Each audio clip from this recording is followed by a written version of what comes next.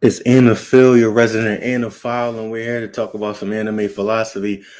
Today, we're going to be talking about the philosophy or the psychology of strength. Why Choji had to lose, right? So, we're going to be pretty much reviewing and looking into Windbreaker, Yumi versus Choji. The motif within the fight, right? Choji is saying something feels weird. I know I'm hitting you good, but it doesn't seem like my punches are sticking. And Yumi says to him, that's because your punches are light. I think the most interesting thing about this anime, how they're approaching fights. Now, for you guys who watch the anime, you'll notice that before, when Sakura had his fight with Kami, with the dude with the glasses, that Yumi, the head of both front rings, said, have a good conversation. And he's trying to get across a point of what it means to be strong, why a person should be strong. Um, and he's essentially just telling Choji's like, yo, bro, your hit's not reaching me because you don't got nothing behind it. We're like, what are you fighting for? What's the end goal of those punches that you're throwing? Are those the selfish punches? Or those punches that you're throwing for other people? Are you throwing it for a lion head, or is it all about your selfish ambition? For you guys who do not know this tactic that Uemiya is using with Choji, pretty much using the Socratic method. So Choji says, I want to be free. I mean, I don't want to have fun. So Uemiya is saying, what does it mean to be free to you? He says, I want to fight strong guys like I am right now. Right. What does it mean for you to have fun? Right. And he's pretty much, I probably messed that up, but essentially he's saying, I want to have the freedom to do whatever I want. Fun is me fighting strong guys. And you're saying, yo, but it doesn't look like you're having fun, bro. Like, it doesn't seem like you're enjoying this. So is that really the answer? So Uemiya is pretty much using the Socratic method to poke holes at the the weak frame that is Choji's logic for doing what he's doing. He made Lionhead into what it was, or morphed into that, is because he took over and he wanted a whole bunch of strong people around him, and he never really, got the thing that he wanted. Because when he was aiming at the top, right, when he was pursuing the goal of becoming the top dog, he thought it was all about fighting and being strong, and he kind of lost sight of what it was when he first started, right? When he was still pursuing it, right? He got to the top, and therefore he said, well, I think I should be free. I mean, I should be having fun. I should have the most fun since I'm the captain, but I seem like I'm having the least amount of fun. I'm not enjoying anything that I'm doing right now. Uemiya is having this conversation with Choji and breaking down his philosophy of strength and fun and freedom, and what those things truly mean, and why he even wants those things. And now we see the conversation shift into leadership. Now he said, bro, you became the top dog. I mean, and whatever your reasons, you shouldn't have your homies looking like that. You shouldn't have your homies looking at you a certain way if you became top dog, right? Because there's a responsibility that's attached to you becoming the leader. It's not all just about you and your selfish pursuits of fighting people, right? There gotta be more to it. Like, and you're not focusing on what it is, and you're not even tapped into who you are right now, like, and what you truly want. Because if you were, then you wouldn't look the way that you look, right?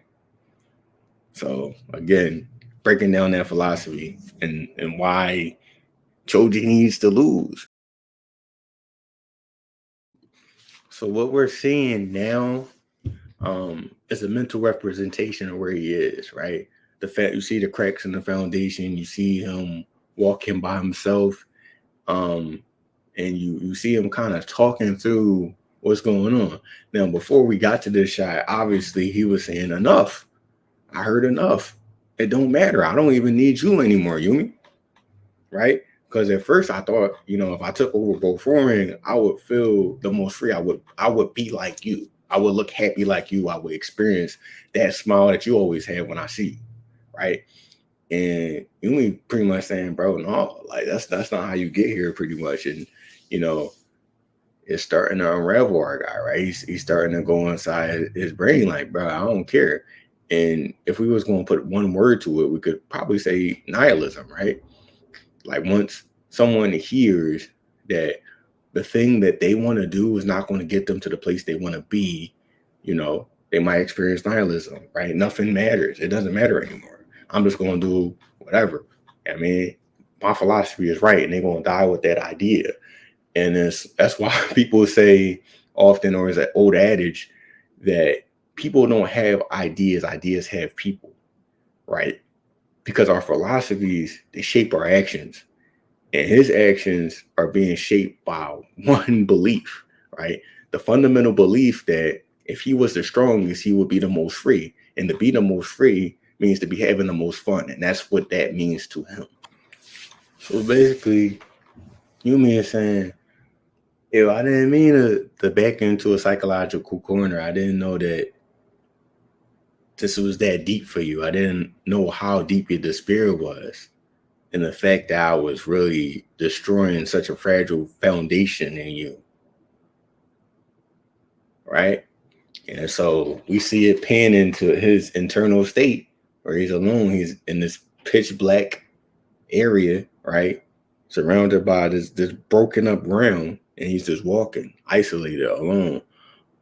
Another thing that could be brought up or mentioned about this, and I don't know who watches Baki or anything like that, or even any types of like shonen or fighting anime, you tend to see this archetype of the strongest, right? Once somebody reaches the top, it's a lonely place, right?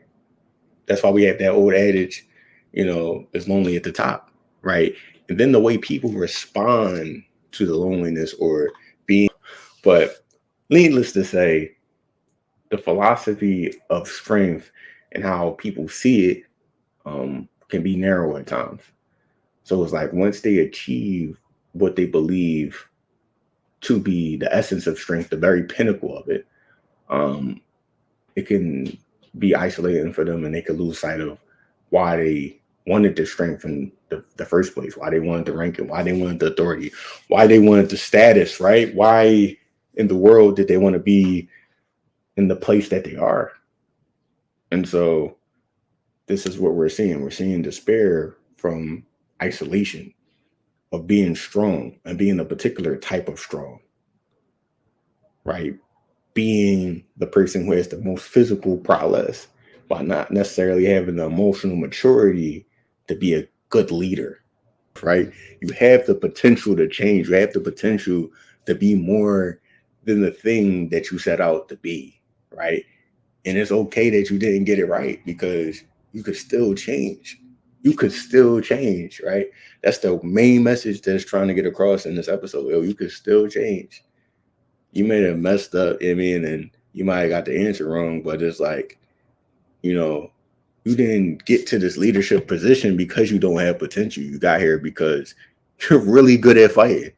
You're the best at fighting in this whole Lionhood gang, posse, organization, clique, gang, whatever you want to call it. Like you him. Like, and nobody can really step to you. So it's like, look, the answer that you're looking for why you not having fun or you don't feel free and you feel shackled is right inside of you. You know the answer.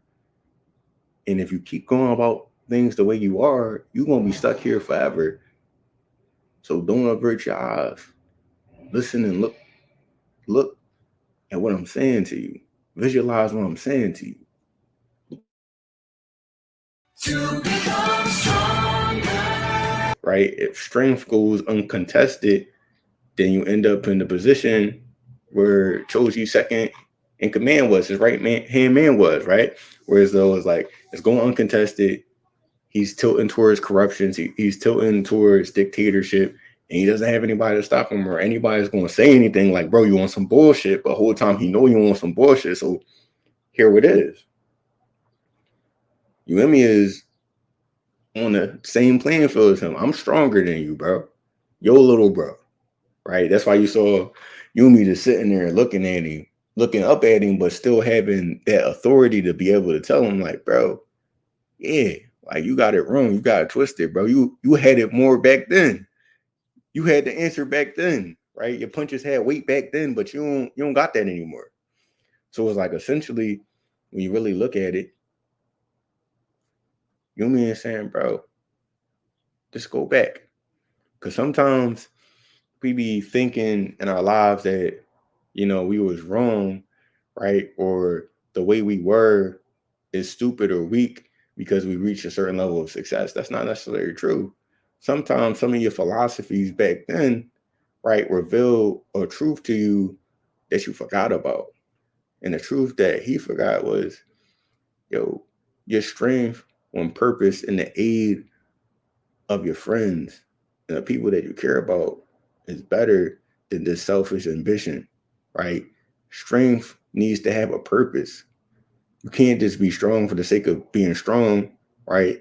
You can't be strong and uncontested. You can't be strong and not challenge yourself to be more, right? So you're like, remember what you used to be and build on a good foundation, because your foundation right now is shitty, right? Is weak.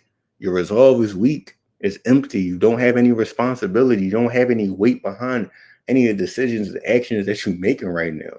And that's why you're lost. And that's why you needed to lose. The whole essence of the psychology of strength that Choji had was, I want to be strong for the sake of me. I want to be strong for the sake of freedom and my own personal fun.